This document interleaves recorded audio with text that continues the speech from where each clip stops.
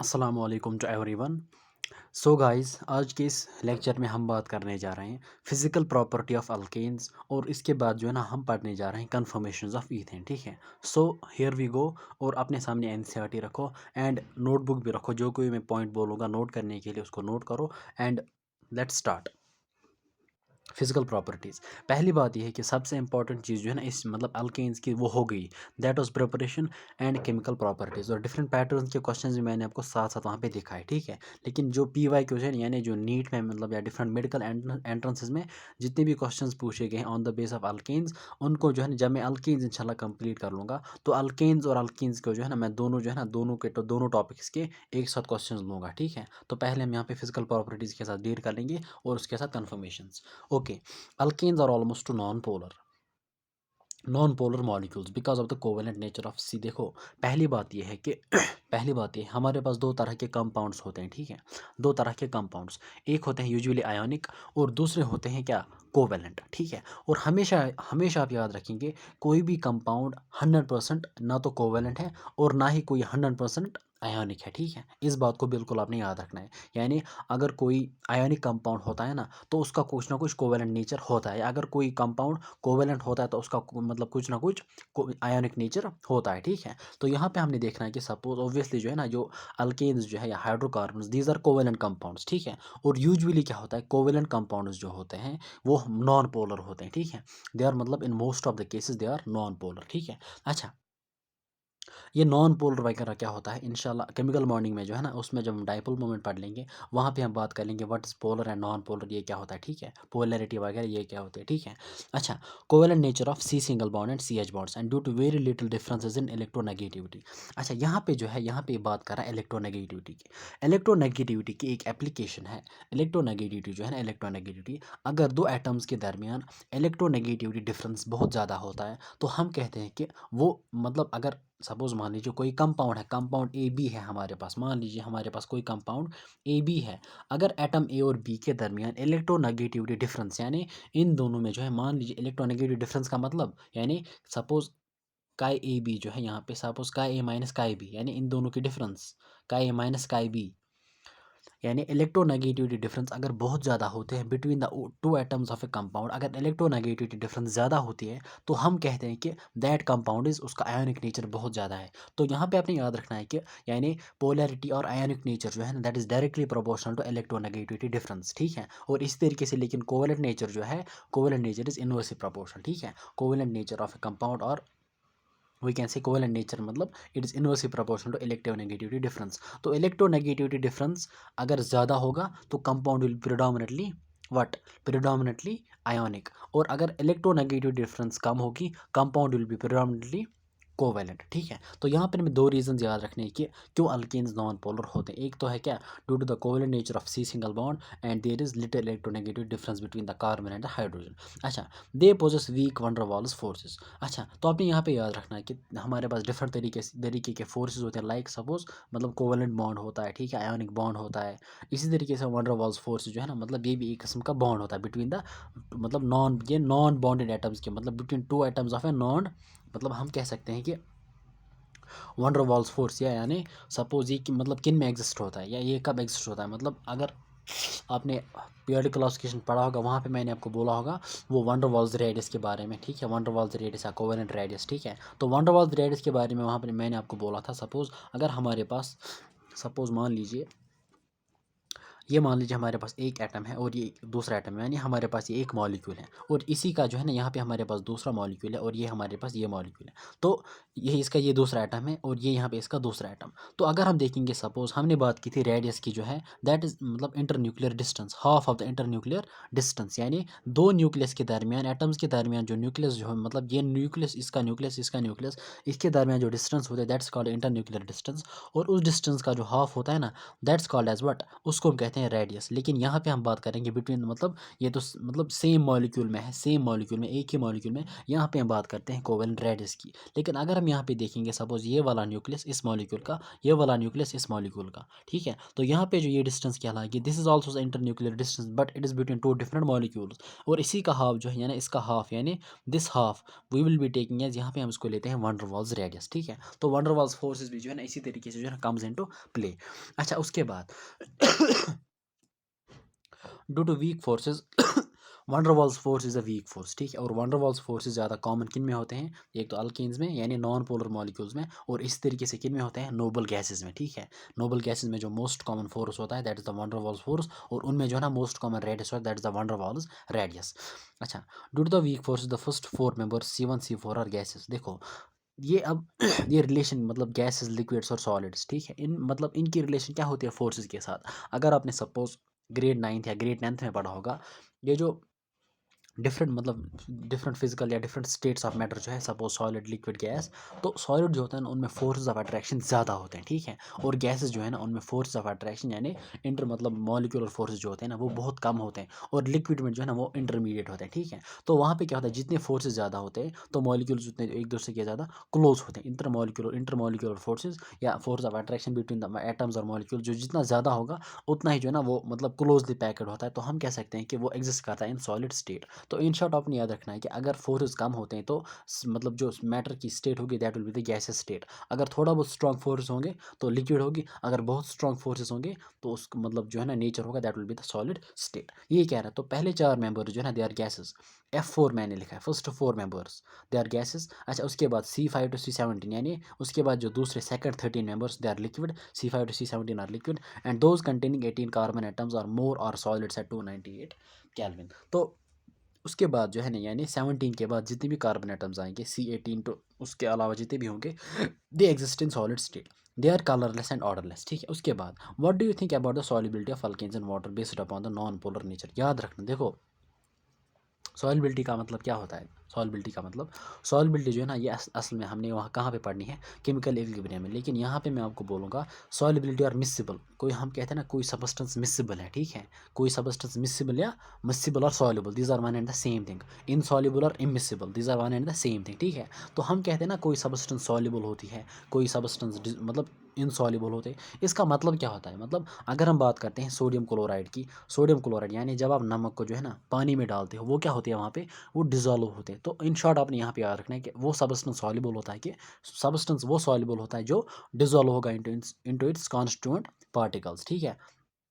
फिलहाल आप ये याद रखो, ठीक है, सॉल्युबल हम उस सबस्टेंस को कहेंगे जो डिजॉल्व होगा इनटू इट्स कॉन्स्टिट्यूएंट पार्टिकल्स। अच्छा, उसके बाद what do you think about the, और एक जनरल ट्रेंड आपने याद रखनी है कि जो पोलर मॉलिक्यूल्स जो है ना, polar molecules they are generally soluble, और नॉन पोलर मॉलिक्यूल्स जो है ना दे आर जनरली इनसॉल्युबल, ठीक है। तो यहाँ पे जो है ना अल्केन्स क्या है, दे आर नॉन पोलर, तो इस वजह से जो है नॉन पोलर मॉलिक्यूल्स जो है ना दे आर इनसॉल्युबल। अच्छा, petrol is a mixture of hydrocarbons and is used as a fuel for automobiles. Petrol and lower fractions of petrol oil for dry cleaning agent of clothes to remove grease stains. देखो यहाँ पे क्या कह रहा है, petrol and lower fractions of petroleum are used for dry cleaning of clothes to remove grease stains। देखो जब भी कोई जो मतलब जो ग्रीज के साथ काम करते हैं ना, या मतलब यूजुअली मतलब इन हाँ ग्रीजी सबस्टेंसेस के साथ जो मतलब काम करते हैं, मतलब यूजुअली जो मैकेनिक्स वगैरह होते हैं, जो जो मिस्त्री वगैरह होते हैं ना जो काम करते हैं ग्रीजी, मतलब जो मतलब ये गाड़ियों को संभालते हैं वगैरह, तो उनको जो है ना अक्सर ग्रीज का यूज़ करना होता है। तो उसके बाद जो उनको हाथों में या उनके कपड़ों में जो ग्रीज लगते हैं ना, वो इसको किस तरह से रिमूव करते हैं, उनको वो किस तरह, आपको आपको मतलब अगर आपने कहीं देखा होगा तो वो केरोसिन ऑयल या पेट्रोल के साथ अपने हाथों को पहले साफ़ करते हैं। मतलब वो सारी ग्रीस जो है ना वो कैसे रिमूव होते हैं, वो असल में कैसे रिमूव होते हैं ड्यू टू पेट्रोल, या असल में वहाँ पे क्या होता है इसको जो है ना अभी हम देखेंगे यहाँ पे। On the base of this observation यानी जब वो रिमूव करते हैं greasy stains by using a petrol or petroleum or kerosene oil, what do you think about the nature of greasy substance. You are correct if you say that the grease क्या है। अच्छा, अब पहले हमने देखना है कि ग्रीज जो है ना ग्रीज उसका नेचर कैसा है। अच्छा, that grease it is a mixture of what, it is a mixture of alkenes, ठीक है, it is a mixture of alkenes. एक second, grease that grease is non-polar and hence hydrophobic in nature। तो यहाँ पे कह रहा है कि ग्रीस जो है ना, it's a mixture of alkanes that is non polar, alkanes तो non polar, so grease also non polar and hence hydrophobic in nature. Hydrophobic क्या होता है? हाइड्रोफोबिक मीन्स वाटर रिपेलिंग, ठीक है, यानी वाटर रिपेलिंग, जो मतलब ऑब्वियसली एक होता है हाइड्रोफिलिक, एक होता है हाइड्रोफोबिक। हाइड्रोफोबिक मतलब वाटर रिपेलिंग, जो वाटर के साथ मिक्स नहीं होता। इसलिए आपने देखा होगा पेट्रोल या कैरोसिन ऑयल जो है ना, वो वाटर के साथ मिक्स या डिजोल्व नहीं होते हैं, क्योंकि अगर आप सपोज पेट्रोल को या डीजल को या ऑयल को जो है ना, जब आप उसको जो है ना पानी में डालते हो, तो वहाँ पे अगर आप देखोगे, अच्छा अगर आप उसको जो है ना फिर मिक्सअप भी कर लोगे, तो वहाँ पे जो है ना कुछ टाइम के बाद अगर आप देखोगे, वहाँ पे वाटर की लेयर अलग होगी और वहाँ पे पेट्रोल की लेयर बिल्कुल अलग होगी। लेकिन अगर आप सोडियम क्लोराइड जो है ना, साल्ट जो है ना, अगर आप उसको डिजोल्व करोगे, तो आपको कहीं पे सोडियम क्लोराइड की अलग लेयर नज़र नहीं आएगी, बल्कि वो क्या होगा, वो कंप्लीटली सॉल्युबल होता है, वो कंप्लीटली डिजोल्व होता है। तो इन शॉर्ट आपने याद रखना है कि ये जो अल्केन्स होते हैं दे आर नॉन पोलर। अच्छा, it is generally observe that in relation to solubility of substances in solvents, polar substances, ये तो मैंने आपको पहले ही बोला, polar substances are soluble in polar solvents, while as non-polar ones are non-polar ones are soluble in non-polar ones in non-polar solvents, that is like dissolves like। तो आपने हमेशा याद रखना है कि दिस like dissolves like। तो आपको यहाँ पे बिल्कुल क्लियर होना चाहिए कि क्यों जो है ना ग्रीज सब्सटेंस हम पेट्रोल के जरिए रिमूव करते हैं, क्योंकि वहाँ पे क्या होता है कि ये जो ग्रीज जो है ना, ग्रीज दैट्स नॉन पोलर, वो सॉल्युबल होती है किस में, नॉन पोलर सब्सटेंस, यानी वो पेट्रोल में, because petrol is also non polar, your grease is also non polar, because both are the mixture of what alkanes, alkanes are non polar. तो यहाँ पे कह रहा है कि non polar substance are soluble in non polar solvents, that is like dissolves like. तो इसी वजह से वहाँ पे ग्रीज को रिमूव करने के लिए, ग्रीज स्ट्रेन्स को रिमूव करने के लिए हम पेट्रोल या डीजल या कैरोसिन ऑयल को यूज़ करते हैं। तो इन शॉर्ट आपने यहाँ पे याद रखना है कि ये जो अल्केन्स होते हैं, दीज आर इनसॉल्युबल सब्सटेंसेस। अच्छा, उसके बाद जो इंपॉर्टेंट प्रॉपर्टी आ रही है, that is regarding the boiling point. Boiling point, अच्छा, of different boiling point of different alkenes are given in table itna, from which it's clear that there is a steady increase in boiling point with increase in the molar mass. This is due to the fact that intermolecular van der Waals forces increase with increase in the molecular size or the surface area of the molecule। पहली बात जो है, हमने बोला कि alkanes जो है इनमें वन डर वाल्स फोर्सेस होते हैं, ठीक है, weak forces, that's van der Waals forces. और हमेशा आप याद रखेंगे वन डर वाल्स फोर्सेस जो होते हैं ना, they are directly proportional to the molecular mass और they are directly proportional to the molecular size और the surface area of the molecule. इस रिलेशन को आपने याद रखना है। वंडर वॉल्स फोर्सेज जो होते हैं, यानी इंटरमोलिकुलर वंडर वॉल्स फोर्सेज किन में होते हैं, अल्केन्स में, यानी नॉन पोलर मॉलिक्यूल्स में यूजुअली। सपोज यहाँ पे अल्केन्स की बात कर रहे हैं, तो वंडर वॉल्स फोर्सेज जो है ना, वो इंक्रीज होता है with increase in the molecular size, यानी या तो मॉलिक्यूलर साइज की इंक्रीज होने की वजह से, या मॉलिक्यूलर मास, या हम कह सकते हैं कि जब सरफेस एरिया इंक्रीज होता है, ठीक है, सरफेस एरिया इंक्रीज होने की वजह से, मॉलिक्यूलर साइज इंक्रीज होने की वजह से, या मॉलिक्यूलर मास इंक्रीज होने की वजह से जो है वंडर वाल्स फोर्सेज इंक्रीज होते हैं। और अगर वंडर वाल्स फोर्सेज इंक्रीज होते हैं, तो अल्केन्स का बॉइलिंग पॉइंट जो है इंक्रीज होता है। इसलिए कह रहा है कि there is steady increase in the boiling point with increase in the molar mass, क्योंकि मॉलिक्यूलर मास है, मॉलिक्यूलर साइज सरफेस एरिया की वजह से इंटर मॉलिक्यूलर जो वंडर वाल्स फोर्सेज है वो इंक्रीज होते हैं। लेकिन यहाँ पे जो है ना, अगर आप देखोगे, तो आपने याद रखना है कि boiling point is directly proportional to molar mass. लेकिन यहाँ पे एक केस आ रहा है, suppose with increase in number of branched chains the molecule attains the shape of sphere, the molecule attain the shape of sphere। लेकिन यहाँ पे अगर आप देखोगे, यहाँ पे ये कह रहा है कि पेंटेन की बात कर रहा है, ठीक है, पेंटेन के जो है ना, there are 3 isomers of pentane, ठीक है, पेंटेन जो है, अगर आप देखोगे, सपोज पेंटेन के 3 आइसोमर्स हैं यहाँ पे, suppose this is your pentane. उसके बाद है पेंटेन जो है ना, आइसोमर का मतलब क्या होता है, same molecular formula but different structure है, डिफरेंट केमिकल प्रॉपर्टी। यहाँ पे इसका डिफरेंट स्ट्रक्चर आ रहा है ड्यू टू डिफरेंट ब्रांचिंग। तो यहाँ पे क्या, it's pentane 5 carbon atoms 2 methyl butane. 2 methyl butane का मतलब, ब्यूटेन जो है यहाँ पे जब number of carbon atoms butane में कितने होते हैं, number of carbon atoms in butane they are 4, ठीक है। So number of carbon atoms in butane they are 4, number of carbon atoms, 1 second. Suppose butane जो है, पहले मैं यहाँ पे पेंटेन लूँगा, पेंटेन मैं हाइड्रोजन को नहीं दिखाऊंगा, मैं एज्यूम करूंगा कि carbon is where trivalent here, it's 1 2 3 4 5, ठीक है, ये क्या हो गया यहाँ पे, दीज आर 5 कार्बन एटम्स, ठीक है, दिस इज पेंटेन, क्योंकि 5 कार्बन एटम्स है पेंटेन। अब मैं बनाऊंगा 2 मिथाइल ब्यूटेन, 1 2 3 4, ब्यूटेन जो है ना, that is your parent hydrocarbon, तो 2 पे जो है ना there will B methyl CH3 असल में, लेकिन मैं हाइड्रोजन को नहीं दिखाऊंगा। आपने एज्यूम करना है कि यहाँ पे कार्बन इज टेट्रावेलेंट, उसकी वजह से सेटिस्फाई हो रही है। उसके बाद मैं दूसरा आइसोमर बनाऊंगा, दैट इज प्रोपेन, लेकिन 2 डाई मिथाइल प्रोपेन, यानी यहाँ पे अगर आप नंबरिंग कर लोगे, इट्स 1 2 3 4, असल में जो है ना दिस इज CH3, लेकिन मैं सिर्फ कार्बन दिखा रहा हूँ, ठीक है, शॉर्ट के लिए। अच्छा, 2 पे क्या है मिथाइल और यहाँ पे butane, so it's 2 methyl butane. लेकिन यहाँ पे अगर आप नाम निकालोगे 1 2 3 या यहाँ से जाओगे 1 2 3 तो 2 पे क्या आएगा, इट्स 2 2 डाइमिथाइल प्रोपेन। तो यहाँ पे पेंटेन के 3 आइसोमर्स होते हैं। अगर आप देखोगे अब यहाँ पे क्वेश्चन अराइज होता है, इसका मॉलिक्यूलर मास भी सेम है। अगर आप यहाँ पे देखोगे कहाँ हो गया, हाँ यहाँ पे अगर आप देखोगे pentane 2 methyl butane 2 2 dimethyl propane, यहाँ पे 72 72 72 जो है ना, इनका मॉलिक्यूलर मास सेम आ रहा है। तो अगर मॉलिक्यूलर मास सेम आ रहा है तो हमने पहले ही बोला कि मॉलिक्यूलर मास जब इंक्रीज होता है तो your boiling point increases because due to increase in the van der Waals forces. अगर मॉलिक्यूलर मास सेम रह रहा है तो आपका बॉइलिंग पॉइंट भी सेम रहना चाहिए। लेकिन यहाँ पे क्या होता है with increase in the branching, देखो इसमें कोई ब्रांच नहीं है, इट्स अ स्ट्रेट चेन। लेकिन यहाँ पे एक ब्रांच है यहाँ पे, लेकिन यहाँ पे 2 ब्रांच है, ठीक है। तो अगर आप देखोगे यहाँ पे क्या होता है with increase in branching, with increase in branching, ये एनसीईआरटी लिख रही है, मैं खुद नहीं बोल रहा हूँ। विथ इंक्रीज इन ब्रांचिंग यहाँ पे क्या होता है सरफेस एरिया डिक्रीज होता है, ठीक है। तो सरफेस एरिया जब डिक्रीज होता है तो वंडर वॉल्स फोर्सेज भी क्या होते हैं, डिक्रीज होता है। अगर वंडर वॉल्स फोर्सेज डिक्रीज होते हैं आपका बॉइलिंग पॉइंट ऑटोमेटिकली डिक्रीज होता है, ठीक है। दैट्स वाई कि अगर आप देखोगे यहाँ पे जो 3 आइसोमर्स है, इट्स पेंटेन 2 मिथाइल ब्यूटेन और 2 2 डाइमिथाइल प्रोपेन, जो है इनमें सबसे ज़्यादा जो है जो बॉइलिंग पॉइंट है वो किसका है, वो पेंटेन का है, ठीक है। अगर आप यहाँ पे देखोगे इट इज़ पेंटेन, यहाँ पे है ना, इट इज़ 309 309, यहाँ पे जो है ना 2 मिथाइल ब्यूटेन का इट्स 300.9 और इसी तरीके से 2 2 डाइमिथाइल प्रोपेन का इट्स 282.5। तो अगर आप देखोगे यहाँ पे क्या होता है विथ ब्रांचिंग की वजह से बॉइलिंग पॉइंट डिक्रीज होता है। तो इन शॉर्ट आपने याद रखना है कि जब ब्रांचिंग होती है, जब ब्रांचिंग होती है तो बॉइलिंग पॉइंट डिक्रीज होता है, बॉइलिंग पॉइंट डिक्रीजेस, ठीक है। इसलिए डिक्रीज होता है वहाँ, क्योंकि वहाँ पे जो है ना सरफेस एरिया डिक्रीज हो रहा है। यही एनसीईआरटी ने मेंशन करा है, यहाँ पे ये तीनों केसेस ने मेंशन किए। So with increase in the number of branched chains the molecule attains the shape of sphere, this results in smaller surface area of contact and therefore weak. तो क्या होता है कि जब स्फीयर की शेप अटेंड करता है तो इसका स्मॉलर सरफेस एरिया होता है, ठीक है। तो सरफेस एरिया डिक्रीज हो गया तो there is a weak inter molecular forces. अच्छा विच आर ओवर विच, अच्छा स्पेरिकल, अच्छा weak intermolecular forces between spherical molecules which are overcome at relatively lower temperature, यानी यहाँ पे आपका बॉइलिंग पॉइंट डिक्रीज हो रहा है।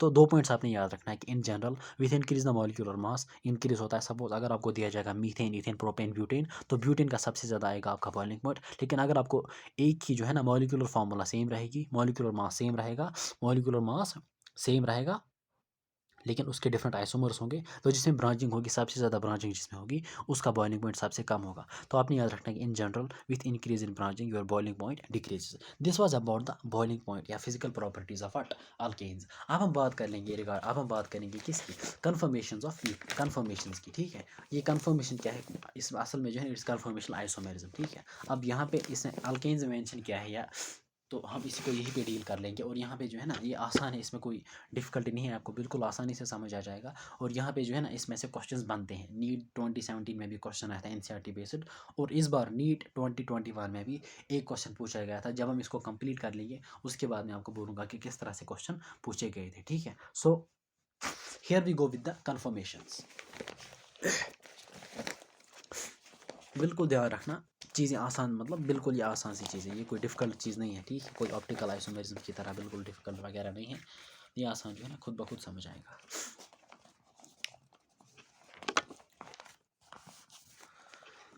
Okay, conformations. Alkanes contain carbon carbon sigma bond. अब यहाँ पे बोल रहा है कि सिग्मा, अब फिलहाल आप सिग्मा को बोल जाओ, अब मतलब आप फिलहाल मान लीजिए सिंगल बॉन्ड यहाँ पे, ठीक है। They contain carbon carbon sigma bond, sigma bond का मतलब फिलहाल यहाँ पे सिंगल बॉन्ड, ठीक है। एक होता है सिग्मा बॉन्ड, एक होता है पाई बॉन्ड, ठीक है। इसको जो है ना केमिकल बॉन्डिंग में वहाँ पे बोलूँगा इंशाल्लाह नेक्स्ट, मतलब जब मैं केमिकल बॉन्डिंग का दूसरा लेक्चर अपलोड करूँगा वहीं पे मैं बोलूँगा कि सिग्मा बॉन्ड क्या होता है, पाई बॉन्ड क्या होता है।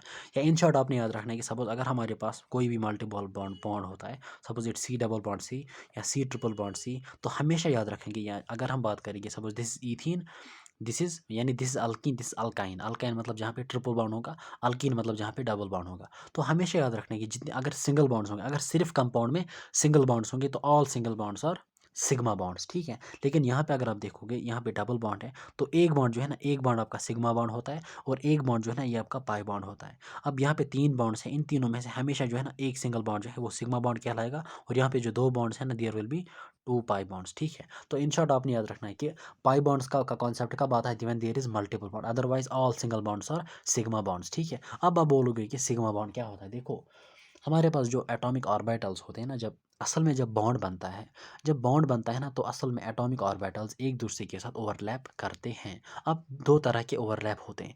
एक होता है along the internuclear axis. Along the internuclear axis होता है, मतलब दो ओवरलैप्स होते हैं। एक होता है अलोंग द इंटरन्यूक्लियर एक्सिस और एक होता है साइडवेज ओवरलैप या पैरेलल ओवरलैप, ठीक है। तो जब along the internuclear axis, suppose suppose मान लीजिए ये में मतलब सपोज ये एक एटॉमिक ऑर्बिटल है यहाँ पे, ठीक है। और यहाँ पे जो है मान लीजिए दूसरा एक एटॉमिक ऑर्बिटल है, ठीक है। यहाँ पे मैं इसको बना रहा हूँ सपोज इस तरह से। अब ये दोनों मान लीजिए suppose here is this is the internuclear axis, मैं बना रहा हूँ this is the internuclear, this axis is internuclear axis. तो ये जो एटॉमिक ऑर्बिटल्स एक दूसरे के साथ क्या कर रहे हैं, ओवरलैप कर रहे हैं यहाँ पे। मतलब ये इस पे ओवरलैप करता है, असल में ये इस तरह होता है इसके ऊपर। सपोज जब ये ओवरलैप करते हैं तो इस ओवरलैप को हम कहते हैं this overlap is along the internuclear axis, ठीक है। तो जब इंटरन्यूक्लियर एक्सिस के अलोंग ओवरलैप होता है तो वहाँ पे जो बॉन्ड बनता है that is the sigma bond, ठीक है। अब अगर इस तरह से ओवरलैप होता है, सपोज मान लीजिए यहाँ पे तो हम 3 डायमेंशन नहीं दिखा सकते। सपोज मान लीजिए हमारे पास जो है ना this is the internuclear axis.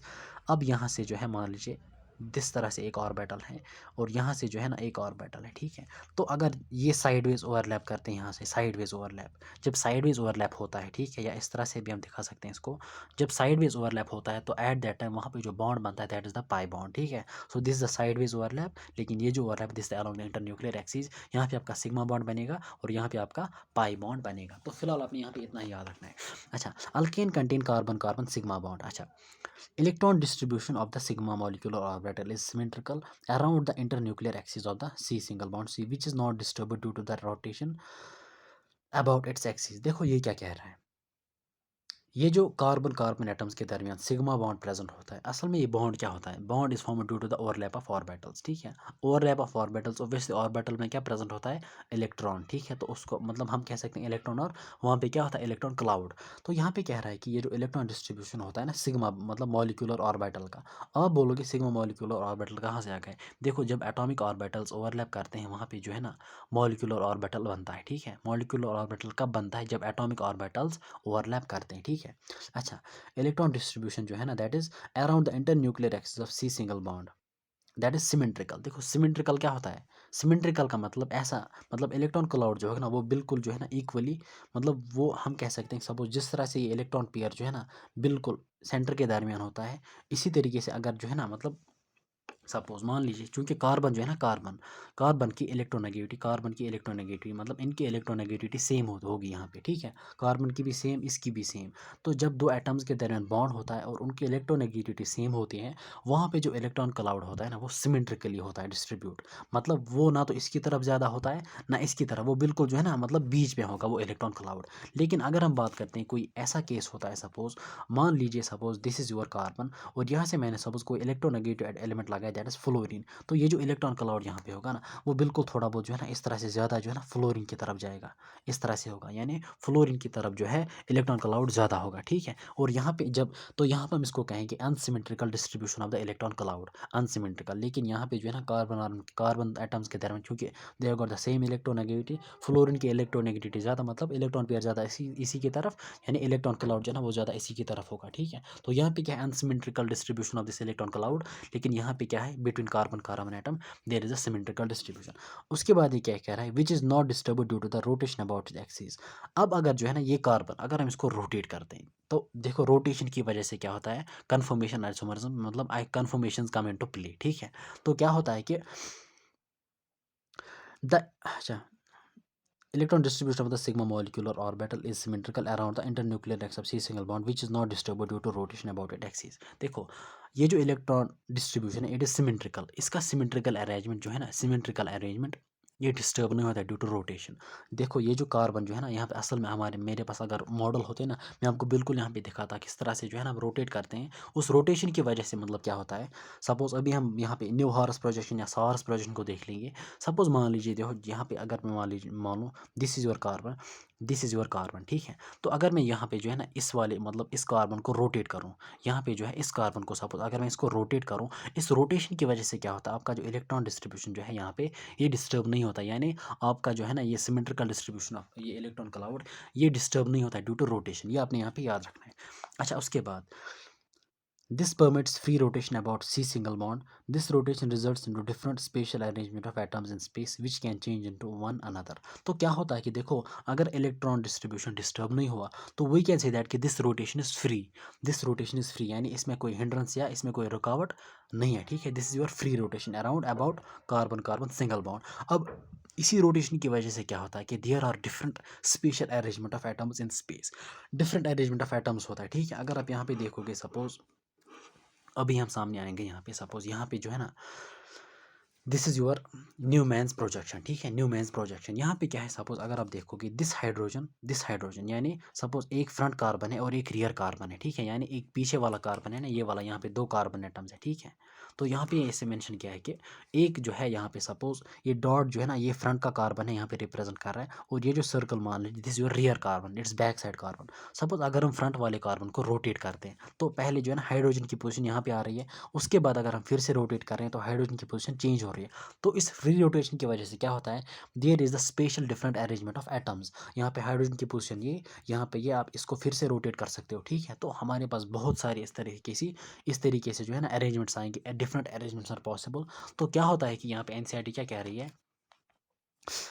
This rotation results in different spatial arrangement of atoms in space which can be change into, मतलब वो होते हैं फिर इंटर कन्वर्टेबल. तो फिलहाल आपने इन शॉर्ट याद रखना है कि due to this free rotation around carbon carbon single bond, इसकी वजह से जो है डिफरेंट अरेंजमेंट ऑफ एटम्स जो है ना different arrangement of atoms possible होता है. अच्छा, such spatial arrangement of atoms which can be converted into one another by rotation around carbon carbon single bond are called conformations or conformers or rotamers. तो याद रखना ये जो spatial different arrangement of atoms होता है ना किस वजह से होता है, due to the rotation around carbon carbon single bond. ठीक है, due to the rotation around carbon carbon single bond. तो इन सारे स्पेशल अरेंजमेंट्स को हम नाम देते हैं conformations or conformers or rotamers. ठीक है, तो यही आपने याद रखना है, इससे ज़्यादा आपने कुछ याद नहीं रखना है. दीज मतलब कुछ मतलब ये सिंपल से अगर मैं अपनी बात बोलूँ, मतलब मैंने इसको कहीं कोई लेक्चर नहीं देखा, मैंने कहीं से मैंने डायरेक्टली जब मैंने मतलब उठाया सपोज कन्फर्मेशंस, मैंने डायरेक्टली एनसीईआरटी को देखा और मैंने यहाँ पे one by one line by line जो है ना मतलब समझने की कोशिश की कि यहाँ पे क्या होता है, क्योंकि यहाँ पे कोई डेप्थ में आपने बिल्कुल डेप्थ में जाने की बिल्कुल भी ज़रूरत नहीं है. ठीक है, बस ये देखना है कि एनसीईआरटी यहाँ पे क्या मेंशन कर रही है और उसी लाइन को अंडरस्टूड करने की बिल्कुल कोशिश करनी है. ठीक है, तो इन सारे स्पेशल अरेंजमेंट्स को, स्पेशल डिस्ट्रीब्यूशन ऑफ एटम्स को जो अराइज होते हैं due to rotation around carbon carbon single bond, इनको हम नाम देते हैं conformations or conformers or rotamers. अच्छा, अल्केन्स कैन दस have infinite number of conformers. तो इनफाइनाइट को याद रखना है. ठीक है, और इस डेफिनेशन को भी याद रखना है. ठीक है, definition is very very important. यानी आपको पूछे arrangement of atoms which can be, मतलब suppose arrangement of atoms which can be, ये नहीं कन्वर्टेड नहीं कहेगा, वो कहेगा अरेंजमेंट ऑफ एटम्स.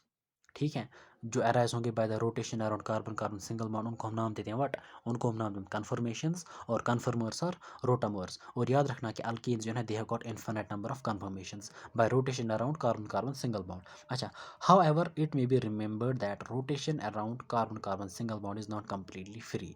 हमने यहाँ पे बोला this is the free rotation, लेकिन यहाँ पे कह रहा है कि इट्स नॉट कंप्लीटली फ्री. अब कंप्लीटली ये रोटेशन क्यों फ्री नहीं है, it is hindered by small energy barrier of 1 to 20, इसको इस रेंज को आपने याद रखना है. ठीक है, 1 to 20 kilo joules per mole due to weak repulsive interaction between the adjacent bonds. ठीक है, such a type of repulsive attraction is called a torsional strain. तो इन शॉर्ट आपने याद रखना है कि सपोज अब ये जो नेबरिंग एटम्स होते हैं, ऑब्वियसली नेबरिंग एटम्स जो है ना हर एक एटम के पास अपना इलेक्ट्रॉन क्लाउड होगा, तो इलेक्ट्रॉन इलेक्ट्रॉन के दरमियान क्या होता है रिपल्शन. तो उसी रिपल्शन की वजह से क्या होती है, this rotation is little bit hindered. ठीक है, इसमें थोड़ी बहुत क्या आती है, हिंड्रेंस आती है, रुकावट आती है. ठीक है, तो अच्छा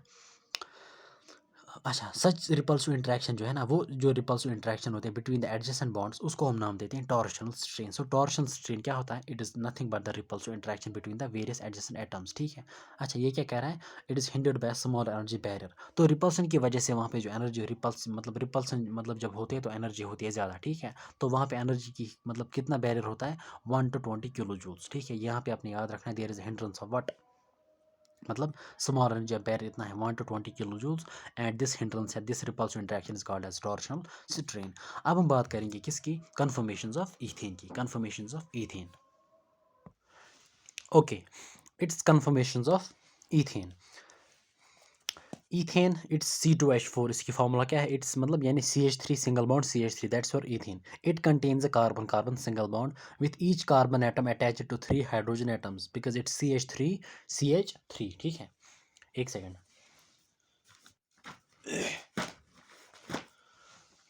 okay, considering the ball and stick model of ethane. ये बॉल एंड स्टिक मॉडल क्या होता है, यानी बॉल एंड स्टिक, स्टिक जो है ना, stick represents bond and your ball represents your carbon and hydrogen, ठीक है, उसको हम कहते हैं बॉल एंड स्टिक मॉडल, ठीक है। Ball and stick model is यानी स्टिक रिप्रेजेंट्स योर बॉन्ड, और आपकी जो बॉल है दैट रिप्रेजेंट्स योर एटम, चाहे वो कार्बन हो, हाइड्रोजन हो, कोई भी एटम हो। Keep one carbon atom stationary and rotate the other carbon atom around carbon carbon single axis, यानी इसी तरीके से सपोज अगर आप यहाँ पे हम इसको देखेंगे, suppose this is the sawhorse projection. तो मान लीजिए सपोज ये हमारा कार्बन कार्बन सिंगल बॉन्ड है, तो हम इसको सपोज यहाँ पे फिक्सड रखते हैं, हम इस वाले कार्बन को, यानी यहाँ पे जो 3 हाइड्रोजन एटम्स जो है ना इसके साथ जुड़े हैं, अलोंग दीज 3 हाइड्रोजन एटम्स हम यहाँ पे इस कार्बन को रोटेट कर रहे हैं, ठीक है, along this carbon carbon single bond. और इसी रोटेशन की वजह से जो है ना, जो हाइड्रोजन यानी जो मतलब यहाँ पे हाइड्रोजन एटम है with respect to each other, यहाँ पे डिफरेंट अरेंजमेंट्स पॉसिबल होते हैं, और उन्हीं डिफरेंट अरेंजमेंट्स को हम नाम देते हैं व्हाट, कन्फर्मेशनल आइसोमर्स। अच्छा, this rotation results into infinite number of special arrangement of hydrogen atoms attached to one carbon atom with respect to, यही मैंने आपको बोला। अब इन शॉर्ट आपने याद रखना है यहाँ पे देयर आर, मतलब इनको हम कहते हैं स्पेशल अरेंजमेंट जो है ना, इनको हम नाम देते हैं व्हाट, कन्फर्मेशन आइसोमर्स। लेकिन यहाँ पे आपने याद रखना है कि कोई भी अल्केन हो, ईथेन हो, कोई भी हो, there are infinite number of conformation isomers or conformers or rotamers. अच्छा, there are infinite number of conformation of ethane. अच्छा, हाउ एवर देयर आर, अब अगर यहाँ पे इनफाइनाइट नंबर ऑफ इनफाइनाइट, अब अगर यहाँ पे suppose infinite number of conformations है, लेकिन यहाँ पे दो एक्सट्रीम केसेस की बात कर रहा है। One such conformation in which hydrogen atoms attach to 2 carbon atoms are closed together, यानी अच्छा close together as possible is called eclipsed conformation, and the other in which hydrogen atoms are as far apart as possible is known as staggered conformation. तो यहाँ पे जो है दो तरह के कन्फर्मेशन एक्सट्रीम केस, एक होता है स्टैगर्ड और एक होता है इक्लिप्सड। स्टैगर्ड क्या होता है, इक्लिप्सड क्या होता है? सपोज अगर मैं यहाँ पे देखूँ, this is your suppose Newman projection, यहाँ पे मैं दिखा रहा हूँ। सपोज यहाँ पे अगर आप देखोगे, सपोज अभी ये बिल्कुल आपको क्रिस्टल क्लियर होगा। अभी जब हम यहाँ पे इंस्ट्रक्चर्स पे आएंगे तो यहाँ पे कह रहा है कि स्टैगर्ड में क्या होता है कि ये जो हाइड्रोजन एटम्स जो होते हैं स्टैगर्ड में, this is staggered, this is eclipsed. ये जो एडजेसेंट हाइड्रोजन एटम्स, यानी this is suppose this circle जो है ना, ये सर्कल अगर आप देखोगे, this is your dot, this is the circle, ये डॉट आपको रिप्रेजेंट कर रहा है फ्रंट कार्बन, ठीक है, क्योंकि यहाँ पे जो है सपोज इथेन में है ना 2 कार्बन, यहाँ पे हम इसको वेव कर रहे हैं। यहाँ पे अगर हम अभी देखेंगे सारस प्रोजेक्शन में, हम मॉलिक्यूल को देख रहे हैं अलॉन्ग द मॉलिक्यूलर एक्सिस, यहाँ पे हम मॉलिक्यूलर एक्सिस के अलॉन्ग इसको देख रहे हैं। लेकिन यहाँ पे जो है ना न्यूमैन प्रोजेक्शन में the molecule is viewed at the carbon bond head on, यानी हम इसको बिल्कुल इस तरह से देख रहे हैं, हेड ऑन की तरह, ठीक है, लाइक दिस, ठीक है, इस तरह से हम इसको देख रहे हैं। तो अगर आप यहाँ पे देखोगे, suppose this dot is front carbon and this circle represents your rear carbon, ठीक है। तो यहाँ पे अगर आप देखोगे, दिस सर्कल यानी रियर यानी बैक वाला कार्बन का कार्बन हाइड्रोजन बॉन्ड, और यहाँ पे अगर आप देखोगे hydrogen atoms they are far apart, ये एक दूसरे से जो है ना बहुत दूर है, ठीक है। इस कन्फर्मेशन को हम नाम देते हैं स्टैगर्ड। तो स्टैगर्ड में आपने याद रखना है कि हाइड्रोजन एटम्स जो है दे आर फार, मतलब they are far apart as possible from each other. यहाँ पे कह रहा है they are as far apart as possible, ठीक है, उसको हम कहते हैं स्टैगर्ड। लेकिन इक्लिप्स में क्या होता है, they are close together as possible. अगर आप देखोगे यहाँ पे हाइड्रोजन एटम्स जो है ना, दीज आर क्लोज, ठीक है, ये एक दूसरे के बिल्कुल नज़दीक है, और इस कन्फर्मेशन को हम नाम देते हैं इक्लिप्सड कन्फर्मेशन, ठीक है। अच्छा, उसके बाद an another intermediate conformation it may be remembered, अच्छा, is called skew conformation. Skew यानी इन दोनों के दरमियान, यानी अगर स्टैगर्ड आएगी उसके बाद आएगी सिक्यू। सिक्यू इज समथिंग इंटरमीडिएट कन्फर्मेशन, ठीक है।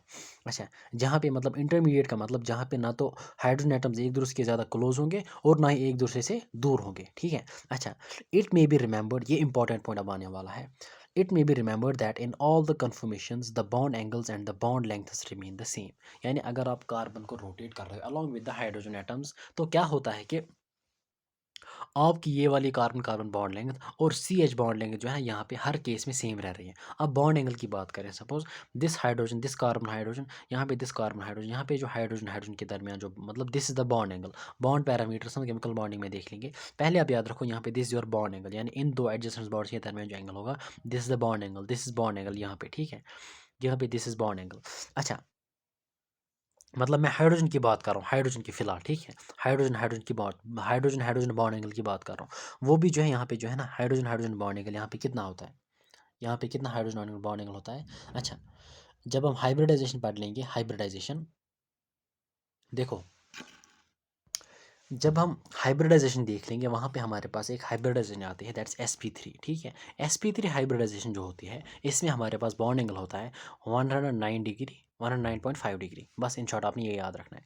तो क्या होता है कि देखो, तो यहाँ पे जो है सपोज कार्बन यानी हाइड्रोजन, एक दो, एक दो यानी कार्बन हाइड्रोजन, यानी ये जो चार बॉन्ड्स यहाँ पे है ना, ये बॉन्ड, एक बॉन्ड ये, एक बॉन्ड ये, एक बॉन्ड ये और एक बॉन्ड यहाँ से, ठीक है। ये चार बॉन्ड जो है ना, इन हर एक बॉन्ड के दरमियान जो है ना, अभी यहाँ पे हम 3D को नहीं दिखा सकते, ठीक है।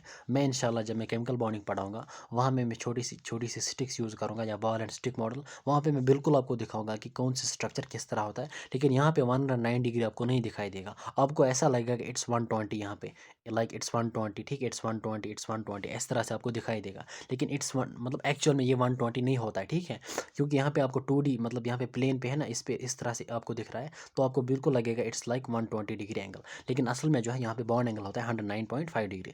तो यहाँ पे इन शॉर्ट हमने कहना है कि कन्फर्मेशन के दौरान क्या होता है, जब हम रोटेट करते हैं ना कार्बन, मतलब का अलॉन्ग रोटेशन करते हैं along carbon carbon single bond, तो ना तो बॉन्ड एंगल चेंज है, ना तो आपका बॉन्ड, ना तो आपकी बॉन्ड लेंथ चेंज हो रही है, ठीक है। तो ये पॉइंट आपने हमेशा याद रखना है हर एक केस में, कोई भी कन्फर्मेशन हो उसमें जो आपका बॉन्ड एंगल होता है और बॉन्ड लेंथ वो हमेशा सेम रह रही है, ठीक है।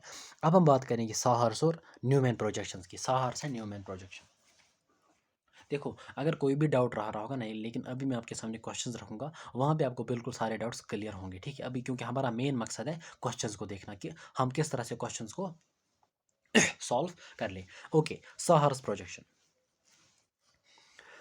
इन this projection the molecule is viewed along the molecular axis. तो मॉलिक्यूलर एक्सिस के अलॉन्ग आप यहाँ पे जो है ना इसको देख रहे हो, इस मॉलिक्यूल को, इस वाले, इस मतलब इस मैंने साहर्स प्रोजेक्शन में, it is then projected on paper. तो ऑब्वियसली बात है, देखो सपोज ये जो मैंने यहाँ पे बोला दिस कार्बन एटम, इसकी हाइब्रिडाइजेशन sp3 है, तो sp3 हाइब्रिडाइजेशन जो है ना टेट्राहेड्रल स्ट्रक्चर, वो स्ट्रक्चर प्लेनर नहीं होता है, ठीक है, बल्कि वो नॉन प्लेनर, यानी वो अब जो है ना वो 3 डायमेंशनल स्ट्रक्चर होता है, ठीक है। वो हम 2 डायमेंशन में नहीं दिखा सकते। लेकिन यहाँ पे जो है ना साहर्स प्रोजेक्शन, हमने इसको प्लेन मतलब प्लेन शीट ऑफ पेपर पे यहाँ पे बनाना है, ठीक है। अच्छा, देन अच्छा it is then projected on a plane sheet, अच्छा on paper by drawing the central C single bond as a somewhat longer straight line. तो ठीक है, असल में देखो बॉन्ड लेंथ बहुत कम होते हैं, ठीक है, क्योंकि मॉलिक्यूल में बॉन्ड लेंथ ये मतलब वो होता है ना, मतलब ऑलमोस्ट माइक्रोस्कोपिक भी नहीं कह सकते, मतलब बहुत बॉन्ड लेंथ बहुत कम होती है। लेकिन यहाँ पे हमने स्ट्रक्चर को दिखाना है, इसलिए हम इस कार्बन कार्बन बॉन्ड को बहुत मतलब लेंथ इसकी बहुत ज़्यादा दिखा रहे हैं, ठीक है। Longer straight line, upper and of the line is slightly tilted towards the right और लेफ्ट हैंड साइड। तो अपर एंड जो है यानी आपको अपर वाला कार्बन जो है ना, इट इज़ यानी अपर वाला एंड दिस लाइन, ठीक है, this is one carbon, this is another carbon, it is tilted towards right, okay, slightly tilted towards right or left hand side. The front carbon is shown at the lower end of the line. तो दूसरा जो front carbon, this is the back rear carbon, ठीक है, ये back वाला carbon है, ये front वाला कार्बन है, ठीक है। फ्रंट वाला कार्बन कहाँ पे, it is at the lower end of the line, whereas the rear carbon is shown at the upper end. तो rear carbon is at upper end, this is front carbon at lower end. Each carbon has 3 lines attached to it corresponding to 3 hydrogen bonds. तो यहाँ पे जो है ना हर एक, each carbon has, तो यहाँ पे this point this is carbon, और हर एक कार्बन के पास जो है ना 3 हाइड्रोजन एटम्स हैं। लेकिन यहाँ पे जो है ना the lines are incline at an angle of 120 degree. याद रखना ये देखो, वे यहाँ पे इसने मेंशन किया, यानी इसने 3 हाइड्रोजन को यहाँ पे ड्रा किया है, और तीनों के दरमियान यानी अगर हम हर एक हाइड्रोजन को देखोगे, यहाँ पे बॉन्ड एंगल कितना दिखा रहा है, 120। लेकिन एक्चुअल में बॉन्ड एंगल कितना है, हर एक के केस में कार्बन हाइड्रोजन बॉन्ड यहाँ पे मतलब टेट्राहेड्रल स्ट्रक्चर में बॉन्ड एंगल इज दिस। लेकिन यहाँ पे जो है ना हम इसको ड्रा कर रहे हैं, ठीक है। तो ड्राइंग में जो है ना हम बॉन्ड एंगल कितना रख रहे हैं, 120 बिटवीन हाइड्रोजन हाइड्रोजन एटम्स, ठीक है, इन 3 लाइन्स के दरमियान, यानी इस लाइन और इस लाइन के दरमियान यहाँ पे इट्स 120, ठीक है। और यहाँ पे नीचे जो इस हाइड्रोजन जो यहाँ पे बॉन्ड है, यहाँ पे 120, और ऊपर जो है ना वहाँ पे भी 120। अच्छा, sawhorse projection of eclipsed and staggered conformation of ethane are depicted in this. तो यहाँ पे जो है ना in short this is your sawhorse projection of ethane, ठीक है। अब यहाँ पे इसको आप रोटेट कर लो, ठीक है, इसको आप रोटेट कर लो, आपको जो है ना बहुत सारी कन्फर्मेशंस पॉसिबल हो सकते हैं। लेकिन यहाँ पे जो दो एक्सट्रीम केस की बात कर रहा है, one is your staggered and another is eclipsed. Staggered में क्या होता है, आपके hydrogen atoms they are far apart, and eclipsed में दे आर क्लोज। अब यहाँ पे सपोज हम ईथेन की बात कर रहे हैं, हम हमारे पास कोई और भी कंपाउंड होगा, सपोज आपके पास कभी ब्यूटेन होगा, कोई और कंपाउंड होगा जिसमें कोई मतलब आपका हाइड्रोजन की जगह कोई और ग्रुप होगा, तो वहाँ पे आपने देख रहा है कि स्टैगर्ड कौन हो सकता है और इक्लिप्सड कौन हो सकता है? तो वहाँ पे एक्लिप्स्ड वो होगा जहाँ पे वो मतलब 2 बल्कि ग्रुप्स होंगे ना, सपोज़ वहाँ पे अगर ब्यूटेन में अगर मिथाइल ग्रुप्स होंगे एक्स्ट्रा, तो वहाँ पे वो मिथाइल ग्रुप्स एक दूसरे के बहुत ज़्यादा नज़दीक होंगे, और अगर वो बहुत ज़्यादा दूर होंगे उसको हम कहेंगे वहाँ पे स्टैगर्ड कॉन्फ़िगरेशन। अगर वो कोई इंटरमीडिएट होगा तो वहाँ पे उसको हम नाम देंगे सिक्यू या और कुछ। तो ठीक है, तो दिस वाज़ अबाउट साहर्स प्रोजेक्शन। अब हम बात करेंगे सपोज़ किसकी, न्यूमैन्स प्रोजेक्शंस की। In this molecule the molecule is vivid eight the carbon carbon head on. तब ये हेड ऑन क्या होता है अभी हम देख लेंगे। The carbon atom nearer to यानी nearer to the eye is represent by point, यानी फ्रंट कार्बन जो होता है इसको हम जो है पॉइंट से यानी डॉट से रिप्रेजेंट कर रहे हैं। सो दिस डॉट कार्बन और इसका जो हाइड्रोजन यहाँ पे this bond C H bond this dot represent your front carbon, मैंने यहाँ पे लिखा दिस फ्रंट कार्बन। अच्छा, 3 hydrogen atoms attach to the front carbon as to the at lines 120 degree. तो इसी तरीके से जो इसके साथ 3 हाइड्रोजन एटम्स जुड़े हैं they are at an angle of but 120 degree. This is 120, this is 120, this is 120। लेकिन एक्चुअल में जो है जब हम इसकी sp3 हाइब्रिडाइजेशन देखते हैं कार्बन की, तो हर एक जगह बॉन्ड एंगल जो होता है ना दैट्स 109.5 डिग्री। ओके, उसके बाद द रियर कार्बन या back carbon, the carbon away from the eye is represent by circle. तो सर्कल जो है ना ये आपका रियर कार्बन, बैक वाला कार्बन रिप्रेजेंट कर रहा है, और इसकी जो ब्लू कलर यहाँ पे लाइन दी गई है, ठीक है, this blue colour line, these are the C H bonds of back carbon या रियर कार्बन। अच्छा, 3 hydrogen atoms are shown attached to it by shorter lines, ठीक है, यहाँ पे शॉर्टर लाइन्स जो यहाँ पे दिखाई दे रही हैं these are C H bonds of back carbon. Okay, drawn at an angle of 120 degree. The Newman's projections are depicted in figure 13.3। तो यहाँ पे जो है ना these are the Newman's projection of methane, this is the eclipsed, this is staggered. यहाँ पे अगर आप देखोगे दीज और हाइड्रोजन जो है ना, हाइड्रोजन सपोज यहाँ पे they are far apart from each other, ठीक है, तो यहाँ पे हम इसको कहेंगे स्टैगर्ड। यहाँ पे हाइड्रोजन बहुत क्लोज है एक दूसरे, इसको हम कहेंगे एक्लिप्स्ड। और यहाँ पे जो एंगल होता है ना, एंगल ऑफ रोटेशन, ठीक है, एंगल ऑफ रोटेशन यानी जो front carbon C H bond होता है और रियर कार्बन, ठीक है, सी एच बॉन्ड होता है, उन दोनों के दरमियान अगर हम यहाँ पे देखेंगे इस केस में जो है ईथेन की केस में जो स्टैगर्ड अगर हम बात करेंगे, यहाँ पे जो एंगल होता है इसको हम कहते हैं एंगल ऑफ रोटेशन और एंगल ऑफ टॉर्शन और डायहेड्रल एंगल और टॉर्शनल एंगल। तो यहाँ पे एक पॉइंट, बहुत इंपॉर्टेंट पॉइंट आपने देखना है, this is the this is the dihedral angle of staggered conformation of ethane, and this is the यहाँ पे जो है ना दिस इज यहाँ पे इस कार्बन के दरमियान ये वाला this will be the dihedral angle. तो इन शॉर्ट आपने याद रखना है जो स्टैगर्ड कन्फर्मेशन जो है इसमें आपका डायहेड्रल एंगल का कितना होता है, इसमें आपका डायहेड्रल एंगल 60 डिग्री होता है, ठीक है, बिकॉज दिस एंगल इज, अगर आप इसको देखोगे ना दिस एंगल को, बिकॉज यहाँ से जो है ना this line this C H bond, और अगर आप यहाँ पे देखोगे दिस और 90, और यहाँ पे जो है ना दिस इस तरह की इस तरीके से या इस तरीके से इस ये वाला बॉन्ड दिस इज योर 60। तो इन शॉर्ट स्टैगर्ड के केस में जो आपका बॉन्ड ये डायहेड्रल एंगल, देखो बॉन्ड एंगल नहीं, इट्स डायहेड्रल एंगल या टॉर्शनल एंगल या angle of rotation, this is 60 degree. और इक्लिप्सिड कन्फर्मेशन जो है यहाँ पे आपका बॉन्ड एंगल क्या होता है 0 डिग्री, ठीक है, तो ये आपने याद रखना, दिस 0 डिग्री एंगल यहाँ पे आपका जो डायहेड्रल एंगल होता है, और यहाँ पे स्टैगर्ड की केस में आपका डायहेड्रल एंगल 60 डिग्री होता है। अब हम बात करेंगे थोड़ी बहुत स्टेबिलिटी बिटवीन द स्टैगर्ड और इक्लिप्सड। अगर आप यहाँ पे देखोगे, आप खुद थोड़ा बहुत हम देखेंगे यहीं से, दीज हाइड्रोजन एटम्स जो है these groups these are nearer to each other, किस में एक्लिप्सड की केस में, यहाँ पे these are farther from each other, एक दूसरे से दूर हैं। तो यहाँ पे क्या होता है, अगर हम यहाँ पे देखेंगे, यहाँ पे इन हाइड्रोजन यानी दिस सी एच बॉन्ड ये जो इलेक्ट्रॉन क्लाउड होता है ना एक दूसरे के बहुत ज़्यादा नज़दीक होते हैं। यहाँ पे इलेक्ट्रॉन इलेक्ट्रॉन रिपल्शन ज़्यादा होते हैं, और यहाँ पे इलेक्ट्रॉन इलेक्ट्रॉन रिपल्शन कम होते हैं। अगर इलेक्ट्रॉन इलेक्ट्रॉन रिपल्शन ज़्यादा होते हैं मतलब एनर्जी ज़्यादा, यानी स्टेबिलिटी कम, बिकॉज एनर्जी अगर किसी भी सिस्टम की ज़्यादा होती है उसकी स्टेबिलिटी कम होती है। तो हम कह सकते हैं कि एक्लिप्सड जो है ना इसकी stability it is the least stable conformation of ethane that is eclipsed. और स्टेगल जो है ना स्टैगर्ड जो है ना it is the most stable, क्योंकि यहाँ पे जो है ना यहाँ पे आपके रिपल्शंस कम होते हैं। और हमने पहले ही बोला कि ये जो रिपल्शन जो होते हैं ना इनको हम नाम देते हैं what, this repulsive interaction is known as torsional strain, ठीक है, टॉर्शनल स्ट्रेन। अब हम बात करेंगे कि एनसीईआरटी क्या मेंशन कर रही है regarding the stability of conformation of ethane, यानी स्टैगर्ड और एक्लिप्सड के बारे में ये क्या कह रहा है NCERT. Okay, it's your relative stability of conformations. As mentioned earlier, in staggered form of ethane, electron clouds, मैंने आपको ये अभी बोला कि electron cloud carbon hydrogen bond जो इलेक्ट्रॉन क्लाउड होता है it's far apart as possible, thus there are minimum repulsive forces, minimum energy and maximum stability of the molecule. So staggered conform, अच्छा ये किसकी केस में आ रहा था staggered में, ठीक है। अच्छा, on the other hand when the staggered form changes into eclipsed form, the electron clouds of the carbon come closer to each other resulting in an increase in electron cloud repulsion, यानी जब आपके staggered conformation convert होते हैं into इक्लिप्सिड, यानी इक्लिप्सिड में क्या होता है, आपके जो कार्बन हाइड्रोजन इलेक्ट्रॉन क्लाउड होगा वो एक दूसरे के बहुत ज़्यादा क्लोज होगा, उसकी वजह से there are increase in electron repulsions, तो वहाँ पे स्टेबिलिटी कम आएगी। अच्छा, the molecule will have to possess more energy to repulse forces and there will be less stability. तो इन शॉर्ट आपने याद रखना है कि staggered is more stable while as eclipsed is lesser stable. As already mentioned, the repulsive interaction between the electron clouds which affect the stability of conformation is called torsional strain, यानी वो repulsive interaction जो होती है, जो मतलब इसमें जो है, जो वहाँ पे हिंड्रेंस आती थी, वहाँ पे जो हमने बोला था कि वहाँ पे हमने बोला था इट इज़ हिंडर्ड बाय, यानी this carbon carbon rotation is not completely free, वहाँ पे हमने बोला था। अगर आप यहाँ पे देखोगे, suppose this is not completely free due to some repulsive interaction, और उसको हम नाम देते हैं टॉर्शनल स्ट्रेन, और यही हम इसको कहते हैं यहाँ पे, यही नाम देता है इसको यहाँ पे, इसको टॉर्शनल स्ट्रेन। अच्छा, विच अफेक्ट द स्टेबिलिटी ऑफ, अच्छा मैग्नीट्यूड, अच्छा यहाँ पे देखो आप, stability of which affect is the stability of confirmation, it's called torsional strain, तो हम नाम इसको देते हैं टॉर्शनल स्ट्रेन जो है। Torsional strain is nothing but the repulsive interaction, repulsive forces between the adjacent electron electron clouds, ठीक है, चाहे वो स्टैगर्ड हो या इक्लिप्सिड हो। अच्छा, magnitude of torsional strain depends upon the angle of rotation, यानी एंगल ऑफ रोटेशन जो हमने पहले बोला, that is the dihedral angle और टॉर्शनल एंगल और एंगल ऑफ टॉर्शन, ठीक है। Magnitude of torsional strain depends upon the angle of rotation about carbon-carbon single bond. This angle is also called dihedral angle. यानी आपका जो torsion strain ये कितना ज़्यादा होगा, आपके रिपल्सिव इंटरेक्शन कितनी ज़्यादा होगी, ये डिपेंड करता है आपके डायहेड्रल एंगल पे, ठीक है।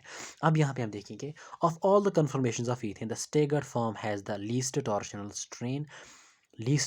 Strain and the eclipsed form has the maximum torsional strain. तो यहाँ पे हम कह सकते हैं, अगर टॉर्शनल स्ट्रेन लीस्ट होता है यानी रिपल्सिव इंटरेक्शन बहुत कम होती है, मतलब एनर्जी, अच्छा मतलब there are least torsional strain, मतलब रिपल्शन इंट्रैक्शन बहुत कम, यानी रिपल्शन कम तो स्टेबिलिटी ज़्यादा, staggered will be more stable. और इक्लिप्सिड में क्या होता है, there is maximum torsional strain, यानी मैक्सिमम टॉर्शनल स्ट्रेन का मतलब there is maximum repulsive interaction, ठीक है। तो यहाँ पे क्या होगी, इसकी स्टेबिलिटी बहुत कम होगी, किसकी, इक्लिप्सिड।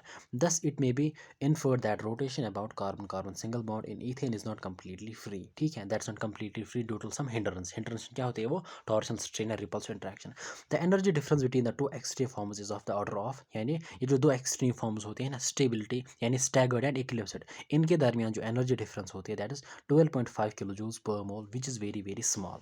यानी क्या, देखो इसके कहने का मतलब क्या है, इन दोनों के दरमियान जो एनर्जी गैप होगी ना, एनर्जी डिफरेंस होगी, यानी हम कह सकते हैं कि ये जो आपकी इक्लिप्सिड जो है, यानी इक्लिप्सिड की एनर्जी हम कह सकते हैं इट्स 12.5 किलो जूल्स मोर। अगर वो एनर्जी ज़्यादा होती है ना इसकी, तो मीन्स कि उसकी स्टेबिलिटी कम होती है। So energy difference between the two extreme forms is of the order of 12.5 kilo joules per mole. अगर आप देखोगे, it's very very small value, which is very small. Even at ordinary temperature the ethane molecule gains thermal or kinetic energy sufficient enough to overcome this energy barrier of 12.5 though through intermolecular collisions. Thus, it can be said that the rotation about carbon-carbon single bond in the ethane is almost free for all practical purpose. तो for all practical purpose आपने लेना है कि this rotation is completely free. अब free क्यों है कि अब at room temperature या ordinary temperature पे ये मतलब ये ईथेन जो है, ईथेन मॉलिक्यूल्स ये इजीली एनर्जी गेन करते हैं, ठीक है। अच्छा, उसके बाद it has not been possible to separate, ये भी इंपॉर्टेंट पॉइंट आपने याद रखना है, ठीक है। तो प्रैक्टिकल पर्पज के आपने याद रखना है कि रोटेशन इज़ कम्प्लीटली, मतलब ऑलमोस्ट इट्स कम्प्लीटली फ्री, ठीक है, कोई हिंड्रेंस नहीं होगी, क्योंकि हिंड्रेंस हमने पहले बात की थी यार रिपल्सिव इंट्रैक्शंस, लेकिन वो मतलब यहाँ पे हमने देखी दिस एनर्जी बैरियर इज इतना, या एनर्जी डिफरेंस जो है इतना है, तो ये ईजिली जो है ना ये गेन करते हैं। अच्छा, उसके बाद अगर हम देखेंगे, it has not been possible to separate and isolate different conformation isomers of ethane, यानी जो है मतलब it is not possible, it's impossible to separate and isolate the different conformational isomers of ethane. इसका मतलब, इसका रीज़न क्या हो सकता है, आप मुझे बोल सकते हो इसका रीज़न क्या हो सकता है। देखो, इसका रीज़न ये हो सकता है कि इसमें जो है, अगर यहाँ पे हम देखें कि एनर्जी बैरियर या एनर्जी डिफरेंस कम होती है, ठीक है। तो अगर आप सपोज बोलो कि मुझे स्टैगर्ड कन्फर्मेशन चाहिए या मुझे इक्लिप्सिड चाहिए, ठीक है, लेकिन यहाँ पे हमने बोला कि ऑर्डिनरी टेम्परेचर पे जो है ना ये इस एनर्जी को गेन करते हैं, ठीक है। तो ये क्या होते हैं, these are interconvertible, these are interconvertible. अगर इंटर कन्वर्टेबल होंगे तो आपको सपोज मान लीजिए, जब आप स्टैगर्ड को निकालोगे, सपोज आप चाहोगे कि हमें स्टैगर्ड चाहिए, तो आपको फिर पता नहीं चलेगा कि ये स्टैगर्ड है या eclipsed, because these are interconvertible, ठीक है। और हमने वहाँ पे पहले भी बोला कि हमने क्या वहाँ पे क्या बोला, हमने वहाँ पे पहले भी बोला which can change into one another, यानी which can change into one another. यहाँ पे एनसीईआरटी ने मेंशन किया है कि which can change into one another. यहाँ पे अगर आप देखोगे विच कैन चेंज इनटू मतलब दीज आर इंटर कन्वर्टेबल, तो इंटर कन्वर्टेबल नेचर की वजह से जो है हम इनको आइसोलेट नहीं कर सकते, ठीक है। So these are some important points regarding what conformation of ethane. अब हम बात करेंगे अगर कोई भी डाउट रह रहा होगा उस डाउट को हम अब दूर करेंगे, ठीक है, किस तरह से, from different patterns of questions. अब हम देखेंगे क्वेश्चंस किस तरह से पूछे गए हैं, ठीक है। पहला क्वेश्चन जो नीट 2021 में इस साल पूछा गया था दैट वाज रिगार्डिंग दिस। ये है मेरे पास नीट 2021 का पेपर और यहाँ पे हमारे पास है ये question from conformations. Dihedral angle of least stable कन्फर्मर of ethane. पहले आपको पता होना चाहिए लीस्ट स्टेबल कन्फर्मर कौन सा होता है, किसका, ईथेन का। इसमें होते हैं हमारे पास दो, स्टैगर्ड और एक होता है एक्लिप्सिड, और staggered is more stable and your eclipsed is less stable, ठीक है। तो एक्लिप्सिड जो है ना इट इज़ लीस्ट स्टेबल, और एक्लिप्सिड कन्फर्मेशन जो है, अच्छा अब आपने याद रखना है कि यार एक्लिप्सिड कन्फर्मेशन जो है ये क्या होती है। एक्लिप्सिड कन्फर्मेशन आपने हमेशा याद रखना है कि ये जो एडजेसेंट जो है ना, मतलब सी एच बॉन्ड अगर होगा ईथेन में तो सी एच बॉन्ड होगा, तो एडजेसेंट इलेक्ट्रॉन क्लाउड जो है ना वो दे आर मतलब very close as possible as each, मतलब एज पॉसिबल जितना पॉसिबल हो सकता है वो एक दूसरे के बहुत ज़्यादा क्लोज होते हैं। यानी अगर सपोज मैं इस डॉट को लूँ, सपोज फ्रंट कार्बन, ये इसका बॉन्ड है, हियर इट इज हाइड्रोजन, और अगर यहाँ पे मैं सर्कल को लूँ सपोज रियर कार्बन, ठीक है, तो यहाँ पे इसका हाइड्रोजन आएगा, ठीक है। This is the case of what eclipsed. Eclipsed के केस में जो है यहाँ पे क्या होते हैं ग्रुप्स, यानी adjacent electron clouds they are very close to each other. तो यहाँ पे अगर आप देखोगे this almost coincides with this C H bond, this C H bond, ये एक दूसरे के साथ कोइंसाइड कर रहे हैं। तो यहाँ पे अगर आप देखोगे your dihedral angle is zero. यानी अगर आप एनसीईआरटी को भी देख लोगे यहाँ पे, मैंने आपको पहले भी बोला कि आपने जो है बॉन्ड एंगल्स को यहाँ पे याद रखना है, ठीक है। Suppose this is the eclipsed conformation, this is the staggered. तो स्टैगर्ड की केस में बॉन्ड एंगल इज 60 डिग्री, यानी मोस्ट स्टेबल कन्फर्मेशन में आपका बॉन्ड एंगल है 60 डिग्री, और इक्लिप्सिड यानी लीस्ट स्टेबल कन्फर्मेशन में आपका बॉन्ड एंगल है 0 डिग्री। तो इसका आंसर क्या आएगा, इसका आंसर आएगा 0 डिग्री, जो कि मैंने यहाँ पे करेक्ट किया है। उसके बाद 2017 नीट 2017 जो है ना, ये है नीट 2017 का पेपर। यहाँ पे हमारे पास एक क्वेश्चन पूछा गया था इसमें, with respect to the conformation of ethane which of the following statement is true. कौन सा स्टेटमेंट इनमें से ट्रू है। Bond angle and bond length remain same. पहले मैं इस कॉन्सेप्ट को आपको जो है ना आपको यहाँ पे बोलूँगा, ये कहाँ पे दिया गया है, एनसीईआरटी पे यहाँ पे दिया गया है। In all the confirmation the bond angles and the bond length remain the same. Bond length और बॉन्ड दोनों, बॉन्ड एंगल भी बॉन्ड लेंथ भी क्या रह रहे हैं, सेम रह रहे हैं। तो हमने देखना है कि इनमें से कौन सा स्टेटमेंट करेक्ट है, ट्रू है। Bond angle and bond length change, कुछ भी चेंज नहीं हो रहा है, ये गलत है। Bond angle and bond length remain the same, ये तो आपकी प्रोबेबिलिटी बनती है कि दिस ऑप्शन इज बिल्कुल, ये मतलब 100% करेक्ट है। बॉन्ड एंगल भी जो है, यानी both bond angle and bond length क्या रह रहे हैं, सेम रह रहे हैं। तीसरा ऑप्शन, अब आपके फर्दर ऑप्शन देखने की बिल्कुल भी ज़रूरत नहीं है अगर आपने एनसीईआरटी को अच्छे से पढ़ा होगा, ठीक है। अच्छा, bond angle remain same but bond length change, नहीं, दोनों सेम रह रहे हैं। अच्छा, bond angle changes but bond length remain same, नहीं, दोनों सेम रह रहे हैं, ठीक है। और दोनों इस वाले केस में ये बोल रहा है सेम रह रहे हैं, ठीक है। दोनों के क्वेश्चन जो नीट 2017 में पूछा गया था बिल्कुल एनसीईआरटी बेस्ड था, और नीट 2019 में जो क्वेश्चन यहाँ पे पूछा गया था ये भी बिल्कुल एनसीईआरटी बेस्ड था। अब हम कुछ और क्वेश्चंस की बात करेंगे जो कि नीट में आए हैं रिगार्डिंग कन्फर्मेशन, ठीक है। कुछ और क्वेश्चन, और असल में जो है ना क्वेश्चन मुझे दिखाने थे at the end of the alkanes and alkenes, लेकिन अभी बात आ रही है सो दैट कि कोई डाउट ना रहे इसमें, ठीक है। अच्छा,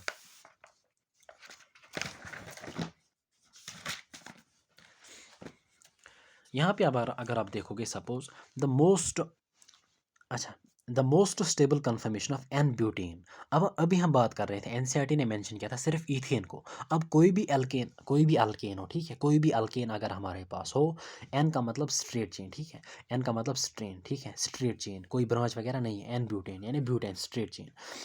कोई भी कन्फर्मेशन हो हमेशा याद रखेंगे staggered is the most stable, ठीक है, staggered is the most stable. This is NCERT से बाहर आए, लेकिन फिर भी आप इसको आसानी के साथ याद रख सकते हो। ये जो ब्यूटेन होता है, एन ब्यूटेन, इसमें जो है हमारे पास जो मोस्ट स्टेबल कन्फर्मेशन है दैट इज द स्टैगर्ड। उसके बाद और एक क्वेश्चन,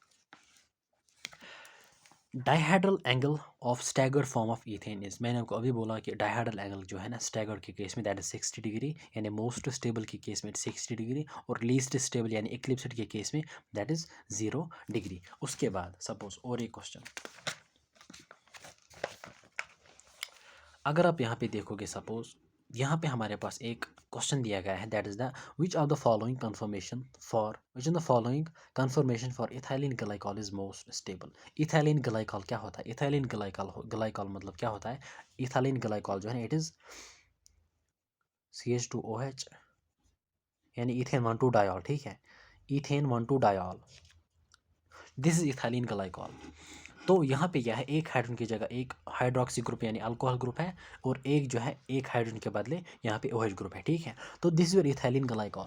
अब जो है सपोज हमने बोलना है कि हमको वहाँ से स्ट्रक्चर दिए गए, ठीक है, हमको नाम नहीं दिए गए। अगर वहाँ से नाम दिए जाते हैं, हम कहते हैं कि staggered is the most stable, staggered is the most stable. और स्टैगर्ड में क्या होता है, वहाँ पे जो है आपके जो एडजेसेंट बॉन्ड्स होते हैं, अगर वो कार्बन हाइड्रोजन होगा, वो एक दूसरे से बहुत ज़्यादा दूर होंगे। अगर यहाँ पे जो है ना, यहाँ पे हमने देखना है COH बॉन्ड, COH बॉन्ड और COH बॉन्ड की इनकी मतलब रिलेटिव पोजीशन हमने देखनी है। जहाँ पे ज़्यादा नज़दीक होंगे वहाँ पे रिपल्शन ज़्यादा, और वो क्या होगी, लीस्ट स्टेबल। और जहाँ पे जो है OH जितना जितना ज़्यादा दूर होंगे, और जितना ज़्यादा दूर होंगे रिपल्शन का मतलब वो ज़्यादा स्टेबल होंगे। अगर आप पहले के केस में देखोगे, सपोज यहाँ पे जो है this is your COH bond, और यहाँ पे जो है ना ये this dot is front carbon, ठीक है, this carbon is rear carbon यहाँ पे, ठीक है। तो अगर आप देखोगे दिस OH, और यहाँ पे जो है ना दिस इज COH, और यहाँ पे दिस इज COH, यानी they it is like this is C, और उसके बाद दूसरा C, ठीक है। तो COH यहाँ पे ऊपर से, और उसके बाद जो है ना दूसरा कार्बन,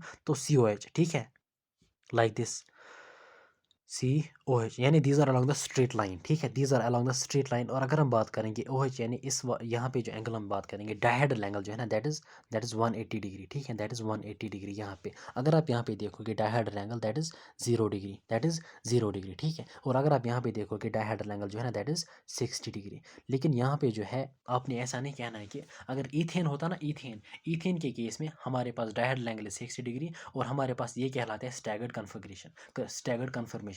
लेकिन यहाँ पे जो है ना आपकी स्टैगर्ड कन्फर्मेशन जो है ना, that will be the A part. यानी असल में आपने डेफिनेशन को याद रखना है। स्टैगर्ड की डेफिनेशन असल में आपने याद रखनी है। अगर मतलब जो एडजेसेंट ग्रुप्स होंगे जितने ज़्यादा दूर होंगे, अपार्ट होंगे मतलब एक दूसरे से, वो उतना ज़्यादा स्टेबल होगा। तो यहाँ पे जो है ना OH groups are they are far away from each other. सो हम कह सकते हैं कि ए पार्ट जो है ना it is the most stable, और ये वाला जो है ना this is the least stable, और ये वाला जो है ना this is something intermediate case. अगर आप बोलोगे सपोज देखो यहाँ पे जो है ना दिस इक्लिप्सड, उसके बाद इसे इसको सपोज रोटेट किया है, सपोज ए को फिक्सड रहा है, चलो हम इसको जो है ना मान लीजिए ये हम किसको फिक्सड रखेंगे, फिक्सड, चलो हम ये जो सर्कल वाला जो है ना, सर्कल वाला हम इसको फिक्सड रखेंगे, सर्कल वाले को, या हम सपोज इस डॉट वाले को, फ्रंट वाले कार्बन को फिक्सड रखेंगे, और हम सर्कल वाले कार्बन को रोटेट कर रहे हैं। तो जब हमने इसको रोटेट किया ना, तो यहाँ पे हमारा एंगल आ रहा है, उसके बाद सपोज OH यहाँ पे आ गया, ठीक है। उसके बाद हमने फर्दर इसको रोटेट